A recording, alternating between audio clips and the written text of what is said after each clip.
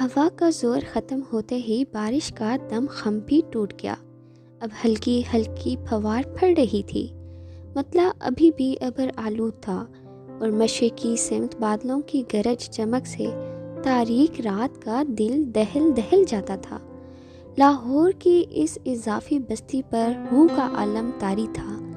سڑکوں پر پھرنے اور سکوت کو توڑنے والے آوارہ کتے بھی بارش اور سردی کی وجہ سے کہیں روپوش ہو گئے تھے۔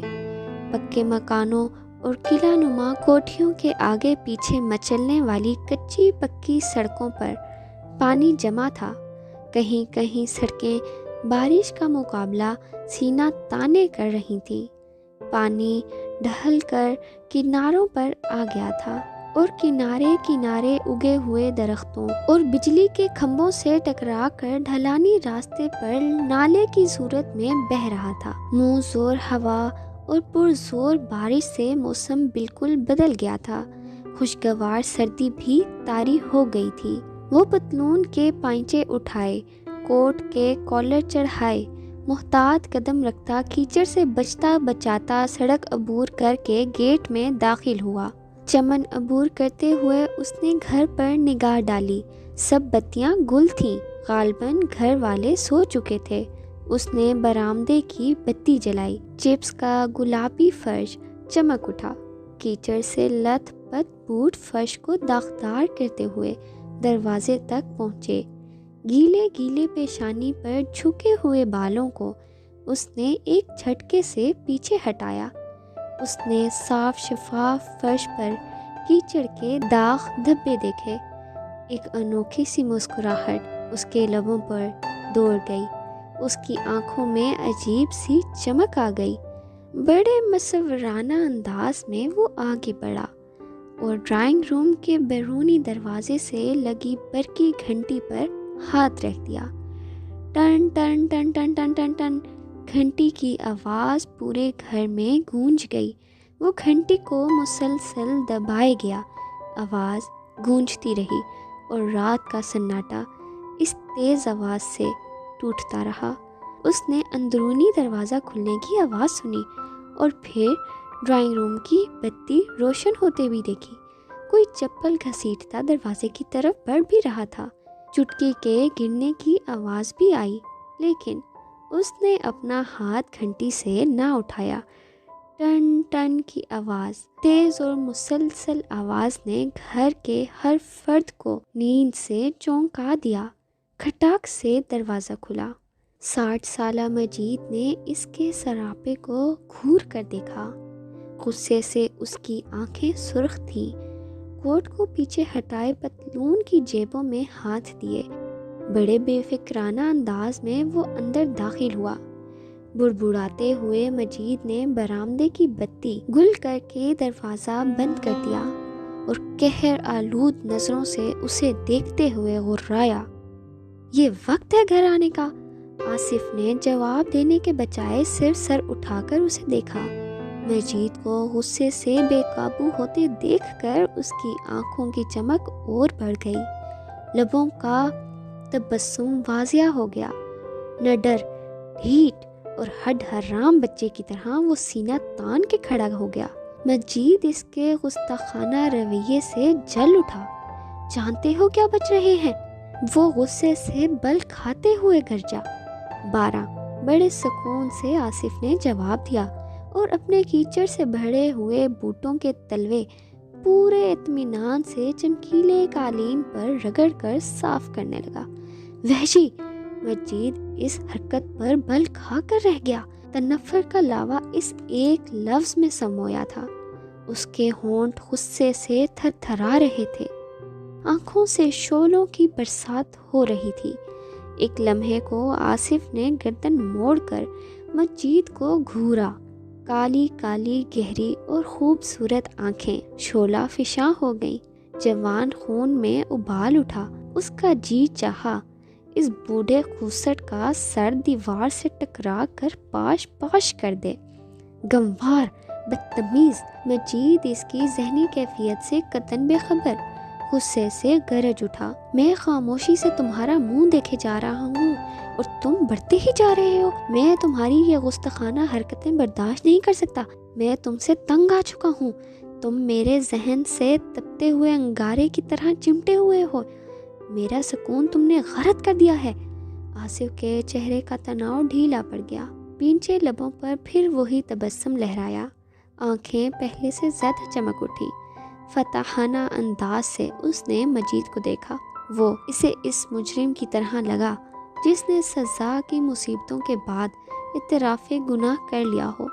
وہ غصے سے بل کھاتے مجید کو دیکھ رہا تھا اور مسکرا رہا تھا۔ مجید اس مسکراہٹ پر جل اٹھا، آصف کو بے نقد سنا ڈالی، اس بات کی پرواہ کیے بغیر کہ اس کی گرجدار آواز سے گھر والے تو گھر والے، ہمسائے بھی جاگ اٹھیں گے۔ لیکن وہ بھی مجبور تھا، تنگ آ کر یوں بک جھک رہا تھا۔ آصف کی مسکراہٹ مدھم سی ہنسی بنتی جا رہی تھی۔ وحشی، مجید نے نفرت کا بھرپور وار کیا۔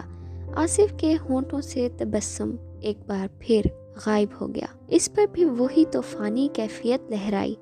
غصے سے اس نے کمرے کی وسط میں بڑی میز کو دھکیلا، چینی کا خوبصورت اور بڑا گلدان الٹ کر گرا اور ٹکڑے ٹکڑے ہو گیا۔ نقصان کی پرواہ کیے بغیر اس نے کرچیوں کو بوٹ کی ٹو سے اچھالا، اور پردہ درمیان میں حائل نہ ہوتا تو شیشے کی نوکیلی کرچی اندر سے آنے والی منیرہ کے چہرے پر لگتی۔ دیکھ لو اپنے لاڈلے کے کرتوت۔ مجید منیرہ پر برس پڑا۔ یہ گلدان دیکھو، ادھر قالین کا حال۔ آصف ماں کو دیکھتے ہی کمرے سے نکل جانے کے لیے دوسرے دروازے کی طرف بڑھا۔ آصف، منیرہ نے کالی چادر سے اپنی سردی اور پیشانی سے کامتے وجود کو لپیٹتے ہوئے پکارا۔ اس نے صرف پلٹ کر دیکھا، زبان سے کچھ نہیں کہا۔ کب انسان بنو گے آصف؟ ماں کے لہجے میں غصہ بھری بیچارگی تھی۔ انسان؟ اس نے سر تا پا ماں کو گھورا، اس کی نظروں میں جانے کیا تھا۔ منیرہ نگاہوں کی تاب نہ لا کر میز پر جھک گئی۔ بدتمیز کہیں کا، مجید غرایا۔ ایک تو رات کے 12 بجے کہیں سے آ رہے ہو، اس پر ڈٹائی اور بدتمیزی اتنی۔ مجید غصے میں جانے کیا کیا کہتا رہا۔ منیرہ قالین پر بکھری کرچیاں چنتے دل تھام کر سنتی رہی، اور وہ پتلون کی جیبوں میں اسی انداز میں ہاتھ ڈالے سینہ تانے کھڑا رہا۔ ہار کر مجید کمرے سے نکل گیا، غصے سے بل کھاتا بڑبڑاتا وہ اپنے سونے کے کمرے میں چلا گیا۔ کچھ تو شرم کرو، ذرا اپنے قد پر نظر ڈالو اور اپنی حرکتوں کا جائزہ لو۔ ناک میں دم کر رکھا ہے، 4 دن سکون سے گزرتے ہیں، پھر وہی بک بک۔ اب نیا وتیرہ شروع کیا ہے، شریفوں کا کام ہے یہ، یوں رات کے 12 بجے 1 بجے گھر آنے کا۔ لاکھوں دفعہ کہہ چکی ہوں، دیر سے آنا ہی ہوتا ہے تو پچھلی طرف سے آ جایا کرو، مجال ہے جو بات سنو۔ آنا بھی ادھر سے ہی ہوتا ہے تو گھنٹی بھی یوں ہی بجانا، گھر والے تو کیا محلے والے بھی جاگ جاتے ہیں۔ آصف نے اس دھواں دھار تقریر سے کوئی اثر نہ لیا اور جانے کو قدم اٹھائے۔ دن بدن گستاخ ہوتے جا رہے ہو، آخر تمہیں ہوتا کیا جا رہا ہے؟ دھورا پڑ جاتا ہے کیا تنگ کرنے کا؟ آصف کے چہرے پر کرخت سی بیچارگی لہرائی، لیکن دوسرے لمحے وہ مسکرا رہا تھا۔ بدتمیز، باپ کی عادت کا پتہ بھی ہے۔ پھر باپ؟ منیرہ کا جملہ ختم ہونے سے پہلے ہی جیسے بم پھٹ پڑا، اس کے ہونٹ بھیج گئے، خوبصورت سیاہ آنکھوں میں شعلے بھڑک اٹھے، خوبصورت چہرے کے تناؤ محب نظر آنے لگے۔ چند لمحے پہلے کا آصف سر تا پا بدل گیا، وہ کالے بادلوں کے سینے میں مضطرب اور بے قرار بجلی کی طرح نظر آنے لگا۔ بجلی جو خاموشی سے نہیں، گرج اور کڑک کے ساتھ کسی کا خرمن جلانے کو بے قرار ہوتی ہے۔ چند لمحے گھورتا رہا، پھر پلٹا، میز کو زور سے دھکیلا، راہ میں پڑی گدے دار کرسی الٹ کر الماری سے لگی۔ شیشے کی الماری میں سجاوٹ اور آرائش کی کئی خوبصورت اور نایاب چیزیں ٹکرا کر ٹوٹ پھوٹ گئیں۔ الماری کا شیشہ بھی چھناکے سے زمین پر آ رہا۔ تیرا بیڑا غرق آصف، تیرا ستیہ ناس۔ جاہل ماؤں کی طرح جوان بیٹے کو کوسنے دے کر وہ اپنا غصہ ٹھنڈا کرنے لگی۔ آصف جوش میں بھرا پردہ ہٹا کر کوریڈور میں نکل گیا۔ ساتھ والے کمرے کے دروازے میں صوبیہ آنکھیں ملتے اس ہنگامے کو سمجھنے کی کوشش کر رہی تھی۔ آصف کی طرف اس نے دیکھا، کچھ کہنا چاہا، لیکن وہ خشمناک نظروں سے اسے گھورتا آگے بڑھ گیا۔ شیشے اور چیزوں کے ٹوٹنے کی آواز پر مجید بھی کمرے سے نکل آیا تھا۔ آصف نے ایک قہر آلود نگاہ ڈالی اور سیدھا اوپر جانے والے زینے کی طرف بڑھ گیا۔ دھپ دھپ کرتا وہ سیڑھیاں چڑھا، تیزی سے گیلا صحن عبور کیا اور تیر کی تیزی سے اپنے کمرے میں جا گھسا۔ کمرے کے وسط میں جا کر وہ رک گیا۔ کتنی ہی دیر وہ سینے پر ہاتھ باندھے اندھیرے میں کھڑا رہا، سوچوں میں اتنا گھرا ہوا کہ اپنے وجود سے بھی بے خبر نظر آنے لگا۔ بجلی زور سے گوندی اور آصف کو اپنے آپ کا احساس ہوا۔ بے دلی سے بڑھ کر بتی جلائی۔ برقی کمکمے تیز روشنی میں کمرے کی ہر چیز صاف طور پر نظر آنے لگی۔ اس نے ایک نظر کمرے پر ڈالی۔ کشادہ کمرے میں ضرورت کی ہر چیز تھی، پلنگ، کرسیاں، میز، چھوٹا سا قالین، پردے، لیکن ہر چیز بے ترتیب تھی۔ پلنگ پر صبح کے اتارے ہوئے کپڑے تھے، میز پر پلنگ پوش، سلیپر اور بوٹ مینٹل پیس کے پاس بکھرے تھے۔ شیف کا سامان چمڑے کے ٹیچی کیس پر رکھا تھا، لیکن وہ اس وقت وہ سامان کی بے ترتیبی پر غور نہیں کر رہا تھا۔ اسے اپنا دم اس کمرے کی کشادہ چھت تلے گھٹتا محسوس ہو رہا تھا۔ حبس ہی حبس کا احساس ہو رہا تھا۔ اس نے ٹائی کھول دی، کوٹ اتار کر کرسی کی پشت پر ڈالا اور کرسی پر پیر رکھ کر بوٹوں کے تسمے کھولنے لگا۔ کیچڑ آلود بوٹ دیکھ کر اسے ڈرائنگ روم کا قالین یاد آ گیا، جسے کچھ ہی لمحے پہلے اس نے دانستہ طور پر کیچڑ آلود کیا تھا۔ کھلے تسمے چھوڑ کر وہ کرسی پر گرنے کے انداز میں بیٹھ گیا۔ اس نے ایسا کیوں کیا؟ اس گھر کی چیزیں خراب کر کے اسے کیا ملتا تھا؟ وہ اپنے احساسات کا تجزیہ کرنے لگا۔ جب وہ اپنے بستر پر پلٹا تو اس کا دل و دماغ سب تھک چکے تھے۔ صرف یہ احساس باقی تھا کہ وہ یہ سب صرف مجید کو زج دینے کے لیے کرتا تھا۔ مجید کو غصے سے تلتماتا دیکھ کر اسے انجانا سا سکون ملتا تھا، ایسی روحانی لذت ملتی تھی جس سے وہ سرشار ہو جاتا تھا۔ مجید کی خوشی اسے ایک آنکھ نہیں بھاتی تھی۔ وہ جب بھی اسے حد سے زیادہ مسرور دیکھتا تھا تو لاشعوری یا شعوری طور پر ایسی حرکات کرنے لگتا تھا جس سے اس کی خوشی کا احساس ختم ہو جائے، اذیت سے بلبلا اٹھے، غم اور غصے سے جھلا اٹھے، تکلیف سے تڑپ اٹھے، اور اس لمحے اسے خوشی، مسرت، طمانینت کی لہریں اپنی روح کی گہرائیوں میں اٹھتی محسوس ہوتی ہیں۔ ان دنوں رات 12 بجے آنا بھی اسی سلسلے کی ایک کڑی تھی۔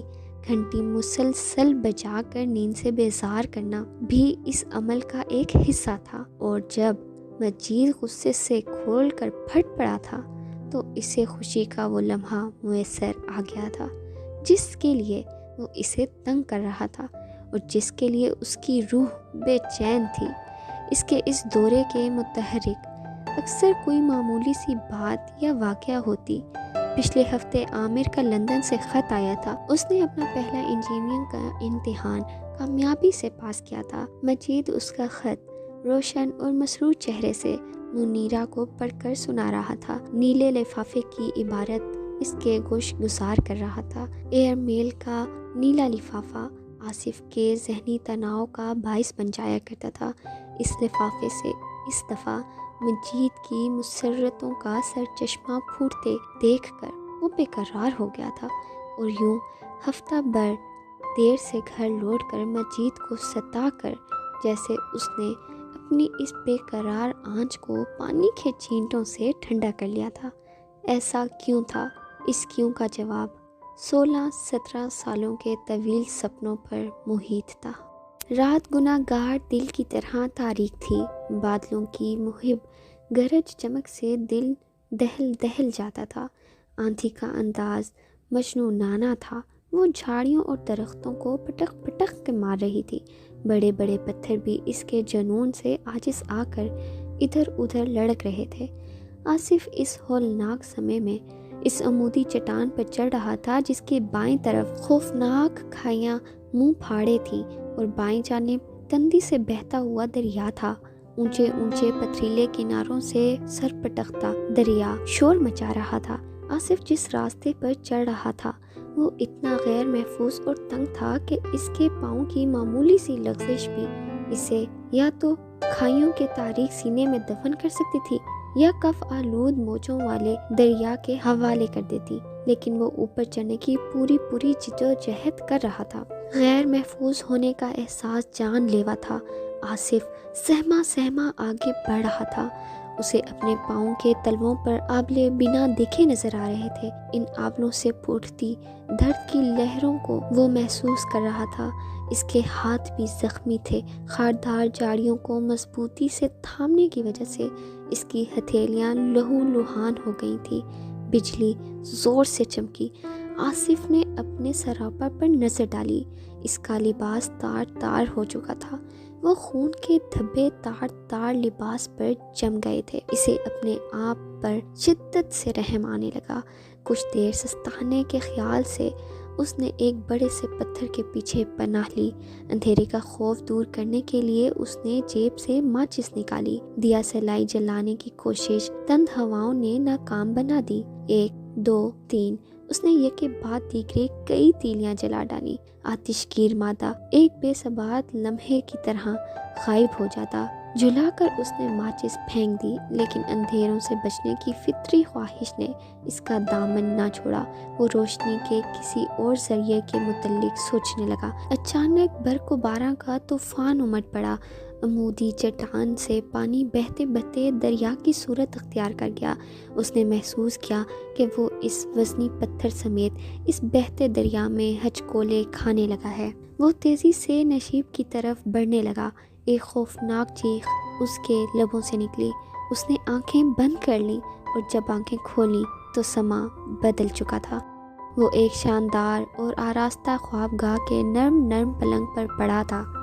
रेशमी बिस्तर मुअत्तर था। इसने करवट बदलने की कोशिश की, लेकिन इसका अंग अंग टूट चुका था। उसने अपने वजूद पर नज़र डाली। जहाँ बजा पट्टियाँ बंधी थी। उसने अपनी पेशानी पर हाथ फेरा। माथे पर भी पट्टी थी। उसने चारों तरफ निगाह दौड़ाई। कमरा इंतहाई नफासत से आरास्ता था। चीज़ें बेशकीमत और हसीन थीं। सामने वाली खुली खिड़की से बाहर का पुरफिज़ा मंजर नज़र आ रहा था। दर्द और थकन का एहसास खुद ब खुद ख़त्म हो गया। उसने नर्म और गद्दास तकिए से सर उठाकर दाएं जानिब देखा। चमकीली सतह वाली मेज़ पर गर्म गर्म चाय की प्याली रखी थी। उसने हाथ बढ़ाकर प्याली उठाना चाही, लेकिन मेज़ दूर थी। उसका हाथ वहाँ तक ना पहुँच सका। ठहरो आसिफ, मैं देती हूँ। एक नगमगाती आवाज़ गूंजी। आसिफ ने तकिए पर सर रखे रखे आवाज़ की जानिब तवज्जो दी और फिर सर उठाकर सरहाने की तरफ खुलने वाले दरवाजे की तरफ देखा। वो देखता ही रह गया। नर्म नर्म रेशमी गुलाबी लिबास में रेशम ही की तरह मुलायम जिस्म, बिजलियाँ गिराती झील जैसी गहरी और स्याह आंखें, याकूती होंठों पर मचलता तबस्सुम, नागिन की तरह बल खाती हुई हसीन चोटी, नस्वानी हुस्न जमाल का ऐसा पैकर आज तक उसकी नज़रों से नहीं गुजरा था। भीगा भीगा कातिल हुस्न देखकर आसिफ बेखुदसा हो गया था। वो खरामा खरामा इसकी तरफ बढ़ी और मुस्कुराते हुए बोली, क्या देख रहे हो? तुम कौन हो? आसिफ ने हुस्न का शोला इतने करीब देखा तो रोबे हुस्न से जुबान लड़खड़ा गई। वो बेतकल्लुफ़ी से इसके पलंग पर बैठ गई। अपना बाजू इसकी जानिब बढ़ाया और फिर दूसरे हाथ का सहारा देकर उसे बिठा दिया। आसिफ किसी बदमस्त शराबी की तरह बहकने लगा। मेरे साथ टेक लगा लो, थक जाओगे। उसने अपने नर्म नर्म हाथों से आसिफ की पुश्त थाम कर अपने सीने से लगा ली। आसिफ मुतरन्निम आवाज़ के जादू से ही होश न कर पाया था कि नर्मो गुदास सीने की तपिश ने उसके रगो पै में आग दौड़ा दी। आसिफ, उसने बड़ी बेतकल्लुफ़ी से اپنی ٹھوڑی آصف کے شانے پر لگا دی۔ آصف نے مڑ کر اسے دیکھنا چاہا۔ آصف، میرے آصف، وہ سسکیاں بھرنے لگی۔ اس کے گرم گرم آنسو آصف کی قمیض بھگونے لگے۔ سکون و طمانینت کا گہرا احساس آصف کے دل و دماغ پر چھا گیا۔ ہاتھ بڑھا کر اس نے اسے بازو سے پکڑا اور وہ ٹوٹے ہوئے پھل کی طرح اس کی آغوش میں آ گری۔ رو کیوں رہی ہو؟ آصف نے بڑے جذباتی انداز میں کہا۔ تمہارے زخم کب اچھے ہوں گے آصف، کب اچھے ہوں گے؟ وہ اس کی چوڑی چھاتی سے لگی سسکیاں بھرتے کہہ رہی تھی۔ آصف نے جھک کر اس کی سیاہ زلفوں کو اپنے لبوں سے چھو لیا۔ وہ اس کی چھاتی میں اپنا وجود سمو دینے کو بے قرار نظر آنے لگی۔ یہ زخم آنسوں سے نہیں، تمہاری مسکراہٹوں سے مندل ہوں گے۔ مسکراؤ، آصف نے جھک کر اسے پھر پیار کر لیا۔ مسکراؤ، وہ جذباتی لہجے میں بولا۔ وہ مسکرا دی، روتے روتے مسکرا دی۔ آصف کو یوں لگا جیسے چاندنی کا نور بارش کے قطروں میں منعکس ہو رہا ہو۔ اس کا انداز آصف کے جوان سینے میں ہلچل مچانے لگا۔ آصف، تم کہاں تھے آصف؟ تم نہیں جانتے میں نے کتنی مشکلوں سے تمہیں پایا ہے، کتنی ویران راتیں تمہاری یاد میں رو رو کر کاٹی ہیں۔ تمہارے یہ زخم دیکھ دیکھ کر میرے دل میں زخم پڑ گئے ہیں، یہ زخم مند ہو گئے۔ تم جو آ گئی، کیا واقعی؟ دیکھ لو۔ اور آصف نے خود بھی دیکھا، اس کے بازوں پر کوئی پٹی نہ تھی۔ وہ اپنا ریشمی ہاتھ اس کے بازوں پر پھیرنے لگی۔ آصف کے حواس پر نشہ سا چھانے لگا۔ خود فراموشی کے عالم میں اس نے بھیگے بھیگے تبسم، ہونٹوں کی ملائیت اور جاذبیت اپنے ہونٹوں میں جذب کر لی، لیکن اس کے ساتھ ہی اس نے محسوس کیا کہ اس کا حسین وجود پگھل رہا ہے۔ وہ چیخ اٹھا اور وہ اس کے دیکھتے ہی دیکھتے ہوا میں تحلیل ہو گئی۔ آصف دیوانہ وار اٹھا، چیختے ہوئے باہر بھاگا۔ دور، بہت دور، اونچے اونچے سیاہ پہاڑوں کی چوٹیوں پر وہ اسے ایک روشن نقطے کی طرح نظر آئی۔ آ جاؤ، اس نے گونجدار آواز میں آصف کو پکارا۔ آصف اس کی طرف لپکا۔ ایک لمحے میں اس نے اسے جا لیا، بازو میں سمیٹ کر اسے سینے سے لگا لیا۔ وہ کھلکھلا کر ہنس پڑی۔ آصف نے اسے دیکھا، اس کی شکل بدل چکی تھی، لیکن حسن ہر رنگ میں حسین تھا۔ تم میرا پیار ہو آصف، میرا پیار۔ وہ بڑی اپنائیت سے اس کے گلے لگ گئی۔ بچھڑ تو نہ جاؤ گی؟ آصف اس کے حسین متاع کو سمیٹتے ہوئے بولا۔ کبھی نہیں۔ وہ اس کے بازوؤں میں جھول گئی۔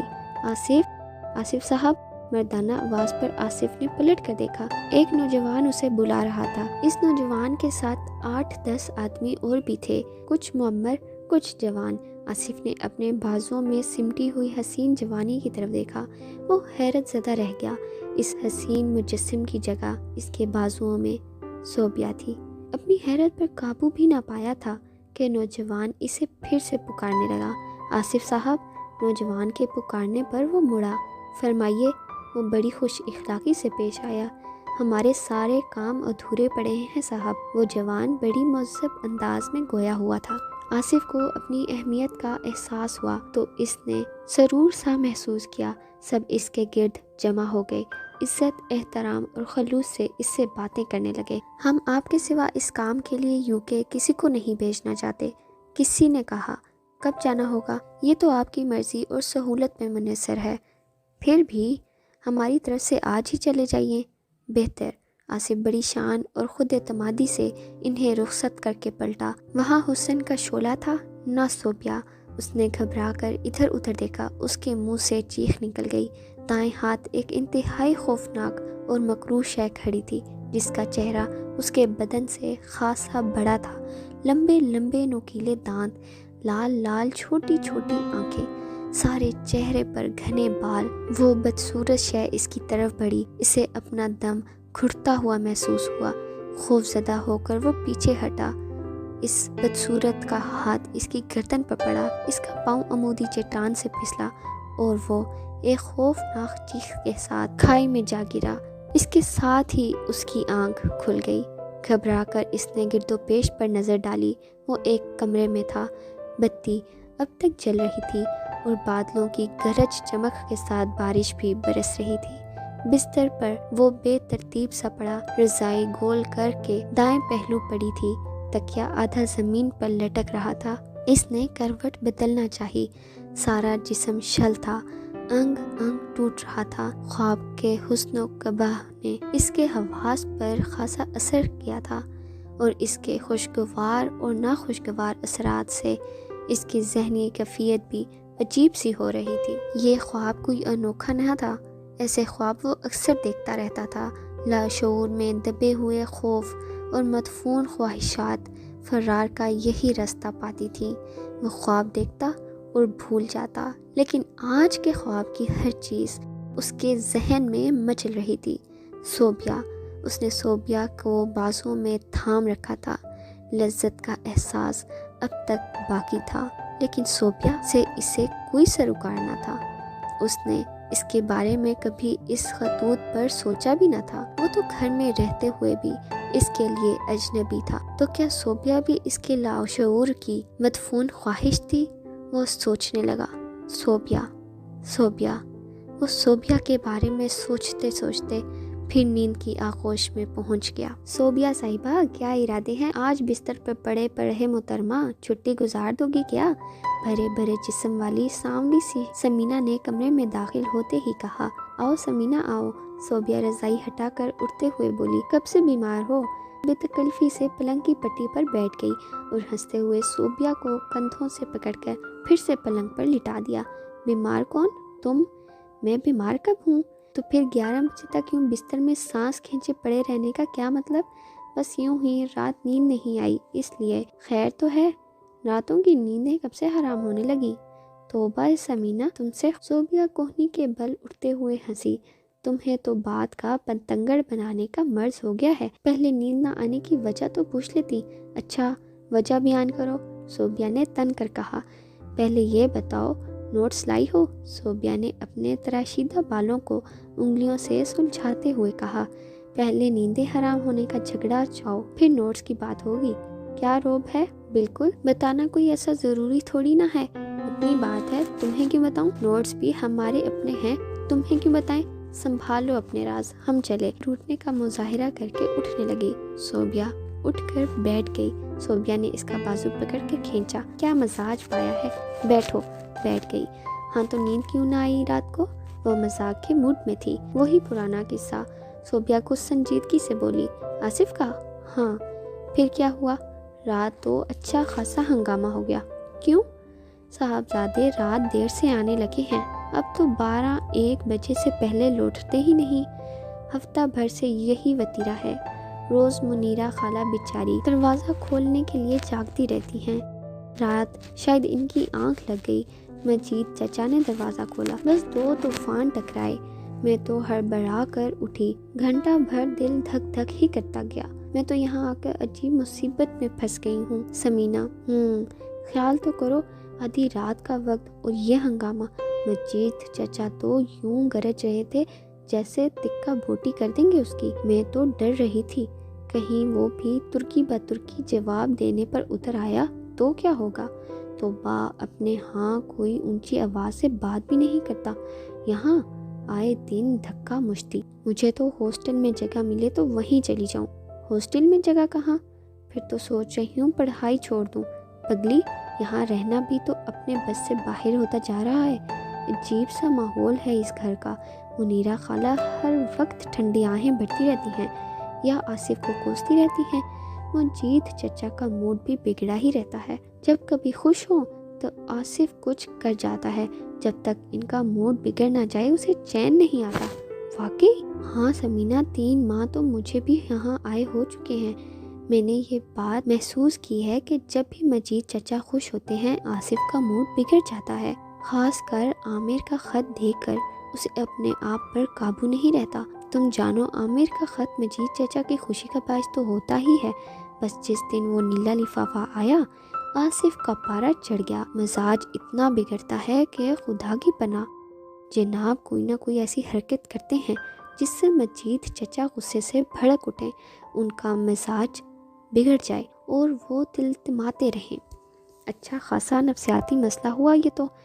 سمینہ سنجیدگی سے سننے کے بعد بولی، بالکل، صوبیہ نے کچھ سوچتے ہوئے کہا۔ یوں لگتا ہے گھر والوں کا سلوک آصف سے کچھ اچھا نہیں۔ کچھ؟ صوبیہ جلدی سے بولی۔ بالکل اچھا نہیں کہو، مجید چچا کو تو میں نے اس سے کبھی ہنس کر بات کرتے ہی نہیں دیکھا۔ جن دنوں وہ ٹھیک ٹھاک بھی ہو ان کے ماتھے کی تیوری چڑھی ہی رہتی ہے۔ خالہ بھی جب بگڑیں تو آگے پیچھے دیکھے بغیر وہ بے نقد سناتی ہیں کہ توبہ۔ تو مظلوم آصف ہوا؟ سمینہ مسکرائی۔ مظلوم تو خیر وہ بھی نہیں، تنگ کرنے پر آئے تو ایسی ذہنی اذیت دیتا ہے کہ بلبلا اٹھتے ہیں دونوں، خاص کر مجید چچا۔ وہ خود لطف لیتا ہے انہیں اذیت دے کر۔ تم خالہ کو سمجھایا کرو۔ توبہ کرو، انہیں کون سمجھا سکتا ہے؟ دو ایک بار میں نے دبی دبی آواز سے کہا بھی کہ ان سے ہمدردی اور شفقت کا برتاؤ کریں۔ جواب ملا، اب اسے گود میں اٹھائے پھروں؟ اچھا کھانے کو، اچھا پہننے کو دیتے ہیں، وہ ہے ہی کم بخت، جان جلا دیتا ہے، تو اس کی حرکتیں تم بھی دیکھ ہی رہی ہو، پیار کے قابل ہے۔ اب انہیں کون سمجھائے سمینہ کہ یہ حرکتیں اسی لیے پیار کے قابل نہیں کہ انہیں پیار نہیں ملا۔ ہمارے ہاں اس نفسیاتی نکتے کو کون سمجھتا ہے صوبیہ؟ آصف کے تو خیر حالات ہی ایسے ہیں، عام گھرانوں میں کیا ہوتا ہے؟ خالہ تو تقدیر کو کوس کر صبر کر لیتی ہیں، تقدیر کا سہارا لے کر اپنی کوتاہیوں پر پردہ ڈال لیا جاتا ہے۔ واقعی دونوں سنجیدگی سے اس نفسیاتی مسئلے پر گفتگو کرنے لگیں۔ کچھ دیر مغز ماری کے بعد صوبیہ اکتا کر بولی، چھوڑو اس بحث کو، ہمیں کیا ہو سکتا ہے قصور آصف کا ہی ہو؟ ہم کہاں کے ماہر نفسیات آ گئے؟ نفسیات کی دو ایک کتابیں پڑھ کر ہم اس قابل ہو گئے کیا کہ عملی زندگی میں کتابی علم بگاڑتی پھریں؟ نفسیات پڑھنے نہ پڑھنے کا کیا سوال؟ سمینہ اس معاملے میں دلچسپی لے رہی تھی۔ یہ تو عام اور سادہ سی بات ہے، صرف سمجھنے کے لیے بھی تھوڑی سی عقل چاہیے۔ ہاں کہتی تو تم ٹھیک ہو، 3 مہینے مجھے بھی یہاں رہتے ہوئے ہو گئے، یوں لگتا ہے جیسے آصف کی زندگی میں کوئی زبردست خلا ہے۔ اس خلا کو تم پورا کر دو صوبیہ بھی، سمینہ نے اسے چڑھایا۔ صوبیہ نے اسے گھورا، کیا حرج ہے، ثواب کا کام ہے۔ سمینہ اپنی پنسل لگی آنکھوں کو شوخی سے نچانے لگی۔ یہ خلا غالباً پیار سے محرومی کا ہے، تم دے دو اسے ڈھیروں پیار، چپ بھی کرو گی اب؟ سمینہ کے منہ پر صوبیہ نے اپنے پالش شدہ ناخنوں والا ہاتھ رکھ دیا، پھر دونوں ہنسی مذاق کرنے لگیں۔ ایسا شکیل سا آدمی ہے، یہ بڑی بڑی گہری آنکھیں، یہ اتنا چوڑا سا سینہ، یہ ایسا لمبا قد، کیا خوب روح جوان ہے۔ سمینہ ہاتھ اور آنکھیں گھما گھما کر اسے چھیڑنے لگی۔ صوبیہ مخصوص ادا سے آنکھیں جھپکاتے ہوئے، ہونٹ ٹیڑے مٹیرے کر کے مسکراتے ہوئے اسے دیکھنے لگی۔ گبرو جوان ہے، کیا ہوا جو ذرا سا وحشی ہے؟ ذرا سا؟ صوبیہ کھلکھلا کر ہنس پڑی۔ اچھا خاصا وحشی ہے سمینہ، گویا تمہیں تجربہ ہو چکا ہے۔ اچھا خاصا، تو یہ بات ہے۔ ہاں، تراشیدہ بالوں کی لٹ کو کانوں کے گرد خم دیتے ہوئے صوبیہ ہنس دی۔ کیا تجربہ ہے اس وحشی پن کا؟ سمینہ دلچسپی سے بولی۔ جی 3 ماہ سے ماں بدولت یہاں رہ رہے ہیں، کم وقت کو ہماری موجودگی کا احساس ہی نہیں، کبھی جرأت کر کے بات کرو تو جواب اس طرح دیتا ہے کہ پیار کی جگہ خوف آنے لگتا ہے۔ دونوں کھلکھلا کر ہنس پڑیں۔ اسی لیے تو ہاسٹل میں جانا چاہتی ہوں، یہاں تو۔ وہ ہنس دی۔ دال گلتی نظر نہیں آتی؟ سمینہ نے لقمہ دیا۔ نہیں سمینہ، مذاق رہا ایک طرف، میں یہاں سے فوراً چلی جانا چاہتی ہوں۔ صوبیہ سنجیدہ ہو کر بولی، پڑھائی کے لیے یہاں آئی ہوں، لیکن اطمینان اور دل جمی سے پڑھنا نصیب ہی نہیں ہوتا۔ میں تو اس وقت کو کھوجتی ہوں جب ہوم اکنامکس میں داخلہ لے لیا تھا، ابو کی تبدیلی ہو گئی اور مجھے یہاں قید ہونا پڑا۔ شکر کرو یہاں جگہ مل گئی، دور کے چچا ہی سہی رہ تو سکی یہاں، ورنہ 2 سال کی محنت ضائع ہو جاتی۔ اب کم از کم FA کا امتحان تو دے سکو گی نا، اسی لیے تو صبر شکر کر کے بیٹھی ہوں۔ لیکن یہ ارادہ پکا ہے کہ اگر ابو اپنی کوشش کے باوجود لاہور واپس نہ آ سکے تو میں BA میں آرٹس لے لوں گی۔ وہ تو بات کی بات ہے، تمہارے ابو واپس آنے کی کوشش تو کر رہے ہیں، شاید لاہور تبدیل ہو کر آ ہی جائیں، میں تو دن رات یہی دعائیں مانگتی ہوں۔ کچھ دیر دونوں پھر سنجیدگی سے باتیں کرنے لگیں۔ گھوم پھر کر بات پھر آصف تک آ پہنچی۔ میں نے کہا موقع اچھا ہے، جانے نہ دو، شرارت سے مسکراتے ہوئے سمینہ نے صوبیہ کے کان میں کہا۔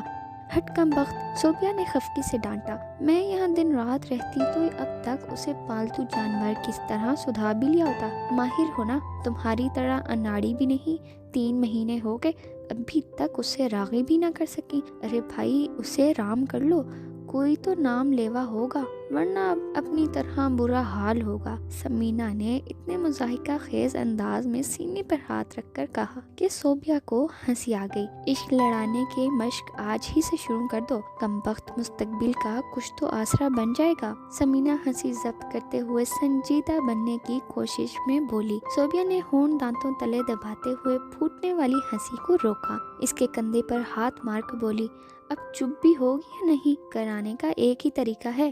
کون سا؟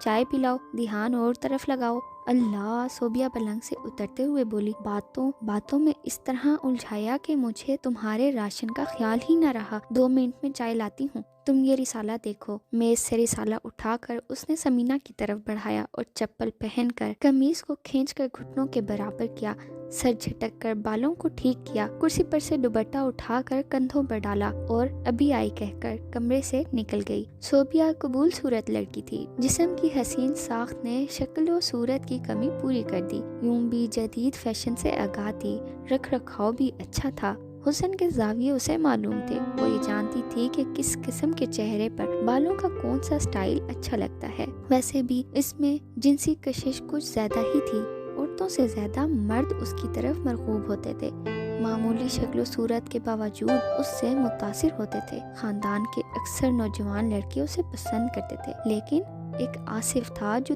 3 ماہ کی یکجائی کے باوجود اس سے مرغوب نہ ہوا تھا۔ وہ اکثر بیزار سا ہی نظر آتا تھا، روکھا پھیکا رویہ، اس کی موجودگی سے غافل، لیکن اس کی رکھائی، اس کا تخفل اور اکثر اوقات اس کا وحشیانہ پن ہی صوبیہ کی توجہ کا مرکز بنتا جا رہا تھا۔ عشق و محبت تو خیر نہیں، اسے آصف سے ہمدردی ضرور ہو گئی تھی۔ سمینہ کے مذاق پر وہ اسے مصنوعی خفگی سے ڈانٹ تو رہی تھی، لیکن دل ہی دل میں کوئی چور گدگدی کیے جا رہا تھا۔